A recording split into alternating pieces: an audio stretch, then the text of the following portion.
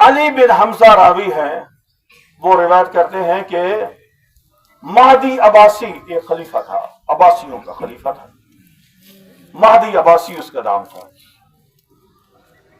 اس نے ایک بہت بڑا نیک اور پرہیزگار بندہ تھا، شریک بن عبداللہ اس کا نام لکھا ہے، شریک بن عبداللہ نخعی۔ اس کو بلا بھیجا کہ میرے دربار میں حاضر ہو۔ اس نے بلا کر اس کو کہا تجھے 3 کاموں میں سے ایک کام ضرور قبول کرنا پڑے گا۔ مہدی عباسی خلیفہ ہے، حکمران تھا وقت کا۔ اس نے کہا کہ 3 کاموں میں سے تجھے ایک کام ضرور کرنا پڑے گا۔ کیا کام ہے 3؟ یا تو قضاوت کا عہدہ قبول کر، یا میرے بچوں کو قرآن کی دینیات کی تعلیم دے، یا پھر تیسرا کام یہ ہے کہ میرے ساتھ مل کر ایک ٹائم کا کھانا کھا۔ وہ بندہ بڑا نیک تھا لیکن پھسل گیا۔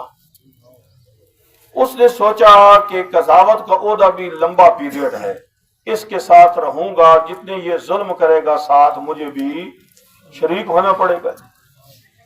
اور بچوں کو تعلیم دینا، اس نے کہا کہ بچوں کو تعلیم دوں گا تو ہر روز اس کی تلوار میرے سر پہ لٹکی رہے گی، وہ بھی بڑا کام مشکل ہے۔ یہ ایک ٹائم کا کھانا ہی ہے نا۔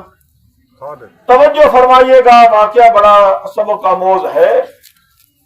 وہ ایک ٹائم کا کھانا ہی ہے نا، کھانا کھا کے چلا جاؤں گا جی، بس اتنا ہی کام ہے جی۔ تو اس نے اپنے خان سامے کو حکم دیا، مہدی عباسی نے، یہ تیار ہو گیا جی، بس ان 3 چیزوں میں سے مجھے ایک کھانے والی بات قبول ہے، میں ایک ٹائم کا کھانا آپ کے ہاتھ سے کھا لیتا ہوں۔ اس نے پھر اپنے خان سامے کو حکم دیا کہ یہ تیرا بھی آج امتحان ہے، کھانا ایسا ہی کھلا کہ پھر یہ میرے دسترخوان سے اٹھ نہ سکے۔ اس خان سامے نے کہا کہ اگر یہ دوبارہ نہ آیا تو پھر مجھے خان سامہ نہ کہنا چاہیے، میں بھی ایسا کھانا۔ اس نے اتنا لذیذ کھانا بنایا، طرح طرح کے ہیں، اس نے کھانے بنا کر جب اس کے سامنے رکھے تو وہ کھانا کھا رہا تھا نا، تو اس نے خان سامے کی طرف دیکھا اور مسکرایا، شریک بن عبداللہ۔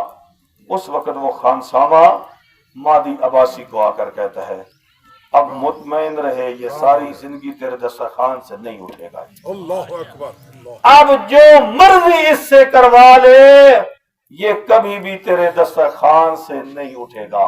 کہتے ہیں کہ ساری زندگی وہ غلام بن کر رہا مہدی عباسی، حرام کے کھانے کا، ایک کھانے کا اتنا اثر،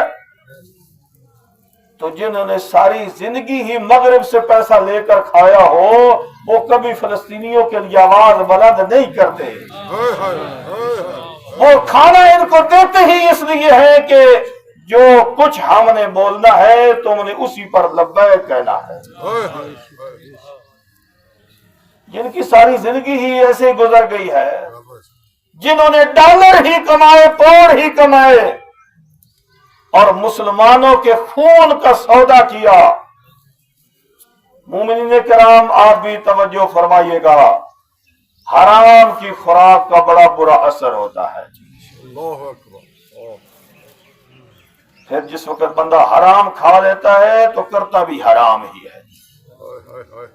کوشش کریں حرام سے بچیں گے۔ یہ جو ہمارے اندر کبھی کبھی خون کھولتا ہے، ان مظلومین کی تصویریں دیکھ کر، میڈیا پر ان کی تصویریں دیکھ کر، خبریں پڑھ کر ہمیں جب خون کھولتا ہے تو شکر ادا کرنا چاہیے کہ اللہ نے وہ ہمارے ہاتھ میں ڈالر اور پاؤنڈ نہیں دیے۔ اگر ایک دفعہ آپ کے ہاتھ میں بھی آ گئے تو پھر آپ کبھی بھی نہیں بول سکیں گے۔